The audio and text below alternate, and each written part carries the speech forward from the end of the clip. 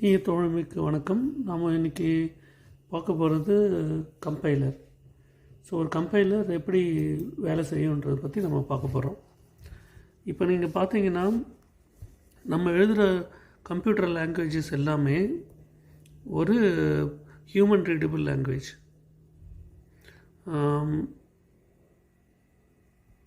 So எந்த computer language எடுத்தாலும் நமக்கு வந்து புரிகிற மாதிரி இருக்கும். நம்ம ஒரு இங்கிலீஷில் எழுதுகிற மாதிரி இருக்கும். ஸோ அது வந்து ஹியூமன் ரீடபிள் ஃபார்மேட்டில் இருக்குது.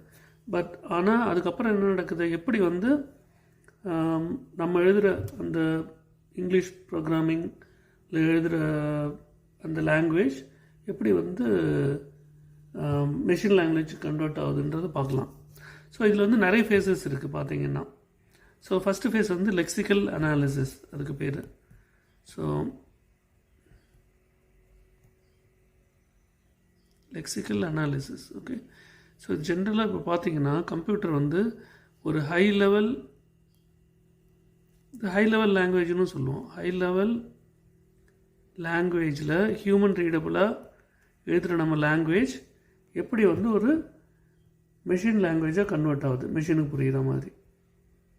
ஸோ இதுதான் வந்து இந்த ப்ராசஸை செய்கிறதுக்கு பேர் தான் கம்பைலிங். ஓகே. ஸோ இதுக்கு பேர் தான் வந்து கம்பைலர். ஸோ பார்த்தீங்கன்னா ஒவ்வொரு லாங்குவேஜுக்கும் ஒரு கம்பைலர் இருக்கும். இப்போ .NETல பார்த்தீங்கன்னா C# ஒரு கம்பைலர் இருக்கும், VBCக்கு விஷுவல் பேசிக் .NETல கோடு எடுத்திங்கன்னா அதுக்கு ஒரு கம்பைலர். ஸோ எல்லா லாங்குவேஜும் ஒரு கம்பைலர் இருக்கும். ஓகே. அப்புறம் இன்டர்பிரிட்டர்னு சிலது இருக்குது, சில லாங்குவேஜஸ் கம்பைல் பண்ணாது, அது நம்ம வேறு செப்பரேட் வீடியோவில் பார்க்கலாம். ஸோ இதில் வந்து எனி மாடர்ன் லாங்குவேஜஸ் வந்து கம்பைலர் இருக்கும். ஜாவா வந்து கம்பைலர், ஸோ .NET, ஸோ இது எல்லாமே கம்பைலர்ஸ் இருக்குது. ஸோ இதில் இந்த ஃபஸ்ட் ஃபேஸஸ் பார்த்தீங்கன்னா இதில் வந்து அது பேர் லெக்சிக்கல் அனாலிசிஸ். ஸோ இதில் என்ன நடக்கும்னா, இந்த லெக்சிக்கல் அனாலிசிஸில் சோர்ஸ் கோட் வந்து ஃப்ராக்மெண்ட் பண்ணும். ஸோ ஃபார் எக்ஸாம்பிள் இப்போ வந்து ஒரு டேட்டா டைப் கொடுக்குறோம், string A equal to hello world. இப்படி இது வந்து ஒரு ஜென்ரலாக ஒரு வேரியபிள் டிக்ளரேஷன். ஸோ இந்த என்ன பண்ணுன்னா இதில் இது வந்து ஸ்ப்ளிட் பண்ணும் கோடை. ஸோ இப்போ பார்த்தீங்கன்னா ஒவ்வொரு இதுவும் ஒரு ஸ்ப்ளிட் பண்ணும். ஓகே. ஸோ இது பேர் தான் லெக்சிக்கல் அனாலிசிஸ். ஸோ அந்த டோக்கனைஸ்ன்னு சொல்லுவாங்க இல்லாட்டி. இந்த ஒவ்வொரு டோக்கனுக்கும் வந்து லெக்ஸமீன் பேர், லெக்ஸமீ. ஓகே. ஸோ இந்த டோக்கனும் சொல்லுவாங்க. So tokens. ஓகே. ஸோ அது அரேயில் போடுற மாதிரி நினச்சிக்கோங்க. ஓகே. இது பேர் வந்து ஃபஸ்ட்டு வந்து lexical analysis. Okay. So the next step வந்து, ஸோ இது ஃபேஸஸில் நடக்கும் இல்லையா, அது ஃபஸ்ட்டு ஃபேஸ். செகண்ட் ஃபேஸ் பார்த்தீங்கன்னா சின்டாக்ஸ் அனாலிசிஸ். ஸோ நமக்கு தெரியும், இப்போ ஒவ்வொரு லாங்குவேஜ்க்கும் ஒரு சின்டாக்ஸ் இருக்கும். சில இதில் வந்து வேரியபிள், ஸ்ட்ரிங், டேட்டா டைப்ஸ் இருக்கும். அப்புறம் வந்து இந்த டேட்டா டைப்ஸ் தான் அலவுட், அதுக்கப்புறம் வந்து இந்த ஃபார்மேட்டில் தான் எழுதணும், முடியும் போது செமிகோலன். ஸோ இப்படி எல்லாமே வந்து நமக்கு ஒவ்வொரு லாங்குவேஜ் தகுந்த மாதிரி மாறும். ஸோ அப்படி பார்த்தீங்கன்னா, ஸோ இந்த சின்டாக்ஸ் வந்து அந்த லாங்குவேஜ் கம்பைலர் கரெக்டாக பண்ணுதான்னு பார்க்கும். ஃபார் எக்ஸாம்பிள் C# .NETல CSன்னு கம்பைலர் இருக்கும். ஸோ இதில் நீங்கள் அந்த கோடை வந்து .CSன்னு சேவ் பண்ணுவீங்க, ரைட்? எனி கோடு எழுதிட்டு. ஸோ இதை வந்து CSல கொடுத்தீங்கன்னா இந்த சின்டாக்ஸ் வந்து லாங்குவேஜ் இந்த 6 ஃபேஸஸ் பார்க்கும். ப்ளஸ் வந்து சின்டாக்ஸ் கரெக்டாக இருக்கான்னு பார்க்குறது செகண்ட் ஃபேஸ். ஸோ கரெக்டாக சின்டாக்டிக்கலாக இந்த லாங்குவேஜோட சின்டாக்ஸ் வந்து கரெக்டாக இருக்கான்னு பார்க்கும். இல்லைன்னா இங்கே ஸ்டாப் பண்ணிடும். ஸோ இதுக்கு மேலே ஃபர்தராக மூவ் பண்ணாது. ஸோ இங்கே ப்ராப்ளம் இருந்ததுன்னா இட் ஸ்டாப் இயர் அண்டு அதுக்கப்புறம் எரர்னு சொல்லிடும், ரைட்? ஏன்னா அதுக்கு மேலே போகாது. ஸோ அடுத்து பார்த்தீங்கன்னா தேர்ட் ஃபேஸ் வந்து செமான்டிக் அனாலிசிஸில் என்ன நடக்கும்னா, பேர் semantic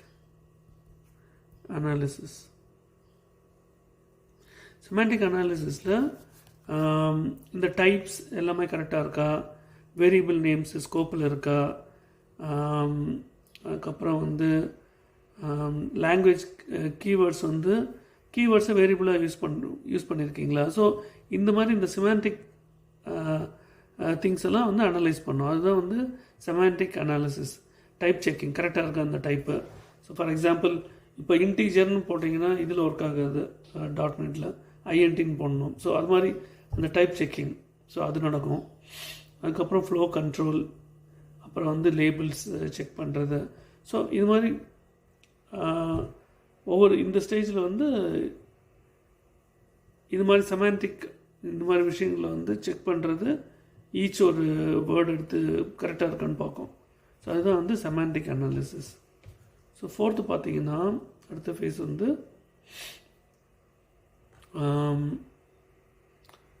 intermediate code, IL code generation. Intermediate code generate பண்ணும். ஸோ இது வந்து மிஷின் கோடு இல்லை, மிஷின் கோடுக்கு முன்னாடி ஒரு ஆப்டிமைஸ்டு கோடு. ஸோ அதுதான் வந்து இன்டர்மீடியட் கோடு. ஸோ அது வந்து இந்த ஃபேஸ். ஸோ இந்த இன்டர்மீடியட் கோடும் வந்து மெஷின் இண்டிபெண்ட்டாக இருக்கும். ஸோ ஃபார் எக்ஸாம்பிள் இந்த கோடை வந்து இன்டர்மீடியட் கோட் நம்ம ரன் பண்ணோன்னு நினச்சா நம்ம வந்து x86 மிஷின் இல்லாட்டி x64, ஸோ எந்த மிஷினில் வேணால் நம்ம ரன் பண்ணுற மாதிரி இருக்கும். ஓகே, ஸோ அதுதான் வந்து இது மெஷின் இண்டிபெண்ட்டாக இருக்கும் இந்த ஐஎல் கோட். ஓகே, இது வந்து மெஷின் இண்டிபெண்ட். ஒரு இந்த மெஷினில் டிபெண்ட் பண்ணணும்னு கிடையாது. ஓகே, அடுத்தது வந்து ஆப்டிமைசேஷன்.